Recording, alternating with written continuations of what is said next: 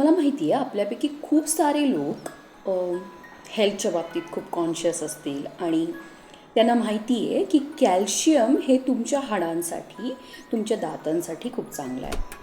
मग बरेचसे लोक हे कॅल्शियम घेण्यासाठी नॅचरल फॉर्म यूज करत असतील, म्हणजे जेवणातून घेत असतील किंवा काही लोक सप्लिमेंट्स पण घेत असतील. आज तो मुद्दा नाही आहे. गोष्ट ही आहे की आपल्या बॉडीच्या डायजेस्टिव्ह सिस्टीम संदर्भात फक्त अन्न पचवणे एवढीच गोष्ट मर्यादित राहत नाही. म्हणजे मी गोळी घेतली किंवा मी नॅचरल फॉर्म ऑफ कॅल्शियम घेतलं आणि ते बॉडीमध्ये पचलं एवढ्यापर्यंतच ते मर्यादित राहत नाही. तर मेडिकल टर्मिनॉलॉजीमध्ये आणि एक प्रोसेस असते, त्याचं नाव आहे ॲझिमिलेशन. ॲझिमिलेशन म्हणजे काय? पचलेली गोष्ट रक्तात पाठवणे.